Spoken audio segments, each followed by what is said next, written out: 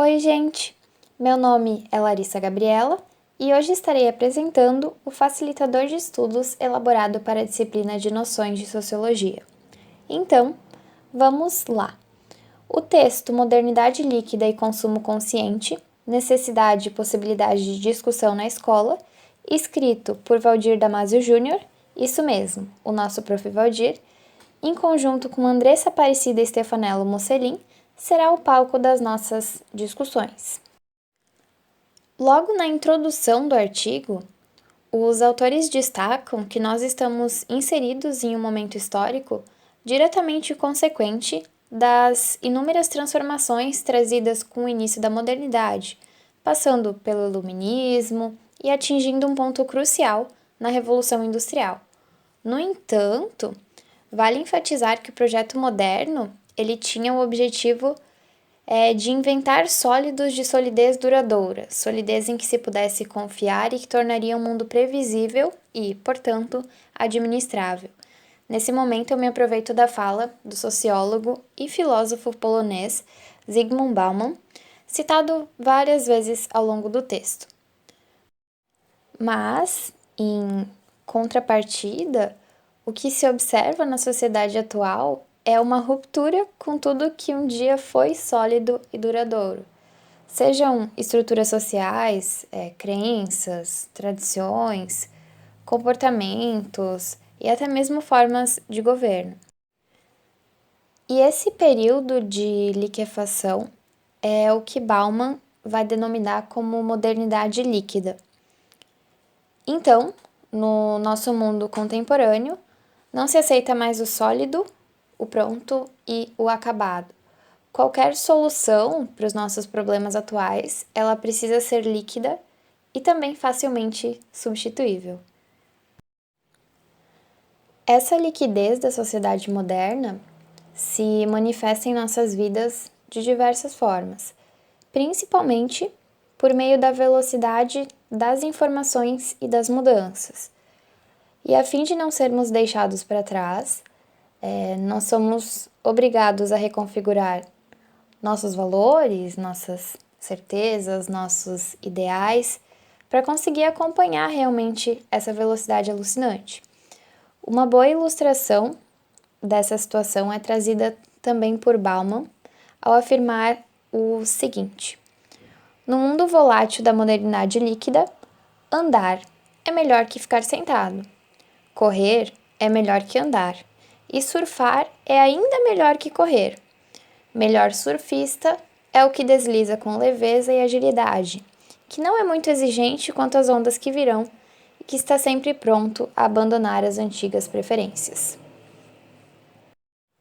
Bom, os autores eles vão finalizar a introdução destacando que as relações de consumo ocupam um papel central nesse movimento intenso e constante de mudanças e transformações.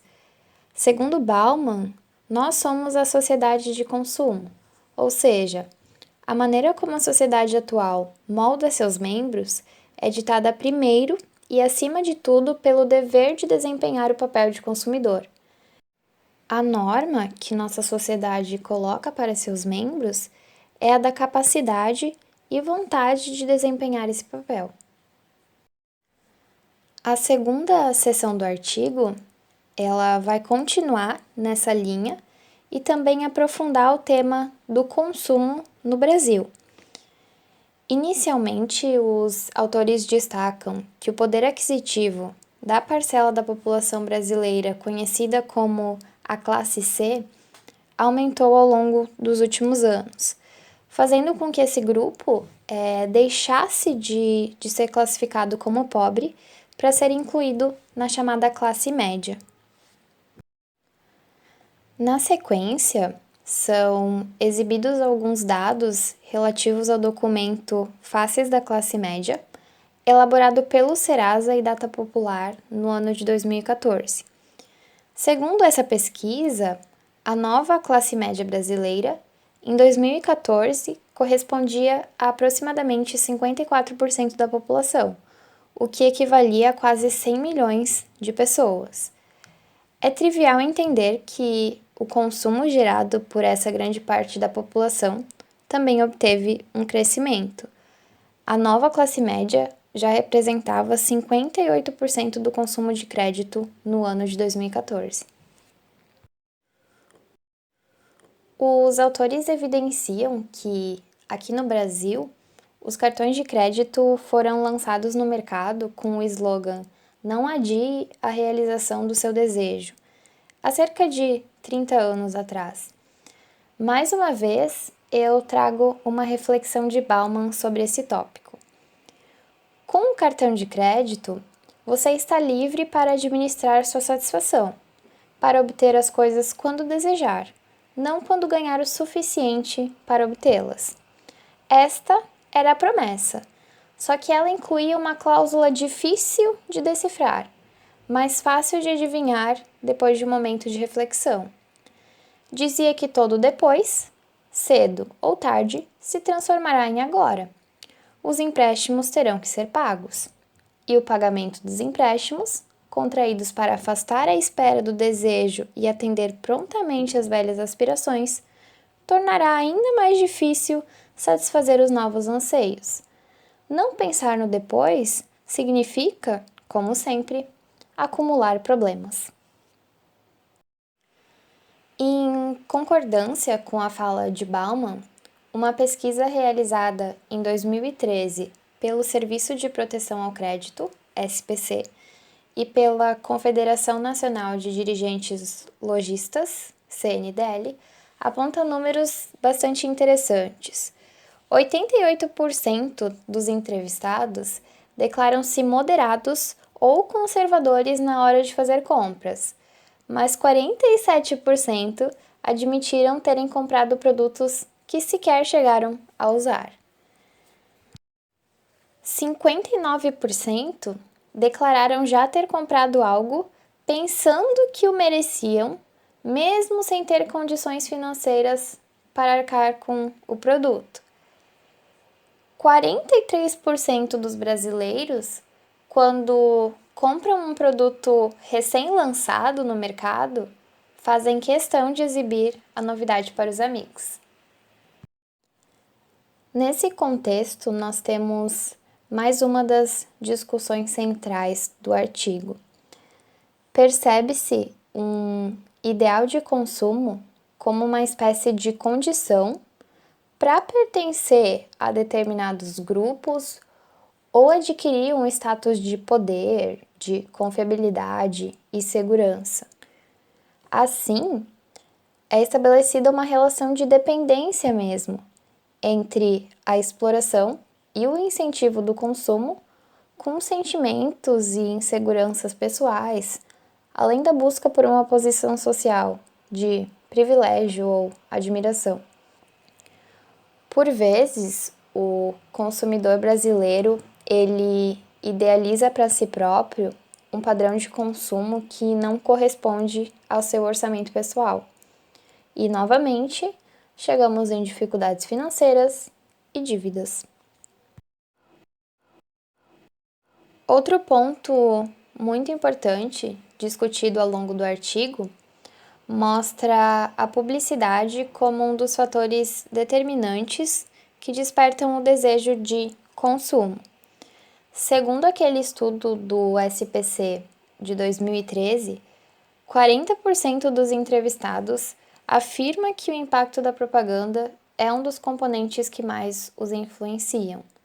As campanhas publicitárias, elas se apoiam atualmente em fatores visuais, fatores sonoros, sensíveis, até mesmo olfativos, para proporcionar que os consumidores vivenciem uma espécie de experiência afetiva, sensorial, imaginária, ao invés de focar, nos argumentos racionais e na própria funcionalidade das mercadorias. De certa forma, a propaganda não vende apenas o produto anunciado, mas a nossa própria felicidade. Nas palavras de Bauman, o valor mais característico da sociedade de consumidores Na verdade, seu valor supremo, em relação ao qual todos os outros são instalados a justificar seu mérito, é uma vida feliz. A sociedade de consumidores talvez seja a única na história humana a prometer a felicidade na vida terrena, aqui e agora e a cada agora sucessivo. O principal desafio é que a felicidade encontrada através do consumo é totalmente momentânea. Se verifica até uma espécie de ciclo vicioso. Temos uma compra, uma breve satisfação, um retorno a uma rotina. Uma nova compra, uma nova breve satisfação, um novo retorno à rotina. Como resultado, nós podemos notar a grande atuação de fatores emocionais nessas atitudes dos consumidores. Retomando aquela pesquisa de 2013 do SPC, aproximadamente 43% dos brasileiros admitiram fazer compras por impulso em momentos de ansiedade, tristeza ou até mesmo angústia. Dando continuidade, os autores do artigo fazem uma reflexão sobre grande parte da população se concentrar nos centros urbanos nessa era líquido-moderna. A presença do consumo exagerado em meio às grandes cidades, como todos nós sabemos, gera como efeito o excesso e o desperdício. O meio ambiente sofre com os impactos ocasionados pela grande exploração. E é imprescindível a busca por um consumo consciente, preferencialmente introduzido e ensinado aos seres humanos desde seu primeiro contato com as instituições escolares. Mudanças de hábitos e comportamentais que substituam esse consumismo por um consumo equilibrado e preocupado em garantir uma vida ambientalmente saudável, preservando os recursos naturais do planeta, é a chave que resolveria realmente o problema. Todos nós sabemos disso, mas a aplicação prática costuma deixar a desejar. Em seguida, ao defenderem a inserção das questões relacionadas ao consumo na educação, por meio de iniciativas simples e em diversas disciplinas, os autores partem para a terceira seção do texto. O foco, nesse momento, consiste em apresentar possibilidades para se trabalhar o consumismo e o consumo consciente nas aulas de matemática. Nas últimas décadas, um grande número de estudiosos passou a defender a importância de se utilizar o ensino de matemática como parte fundamental da formação crítica dos cidadãos, com a intenção de torná-los capazes não apenas de compreender, mas também interagir em meio às questões sociais que os cercam. As contribuições de Ulis Covesmose, autor daquele primeiro texto que nós discutimos aqui na disciplina de Noções de Sociologia, também são apresentadas, principalmente as suas propostas ligadas à educação matemática crítica. Então, nós temos o seguinte panorama. O ensino de matemática, ele precisa possibilitar uma cidadania crítica através da leitura e interação na sociedade, em conjunto com o entendimento sobre o papel e lugar ocupado pelo consumo nos dias atuais. Para atingir esses objetivos, levando em conta, que a realidade da sala de aula, assim como a sociedade, está em constante transformação e movimentação, não se pode partir de um modelo pronto ou forma rígida. Chegamos à pergunta do que fazer. Uma possibilidade apresentada pelos autores do texto consiste no ensino de matemática financeira. Entretanto, devemos nos afastar da tradicional abordagem de exercícios distantes do cotidiano dos alunos, com aplicações sempre diretas e artificiais sobre porcentagem, juros simples, juros compostos. Dessa forma, o professor precisa tomar um cuidado muito grande ao buscar a contextualização desses conteúdos para não cair em meio a uma realidade virtual. Ao invés disso, é necessário aproximar as aulas de matemática do mundo realmente real em que os alunos estão inseridos.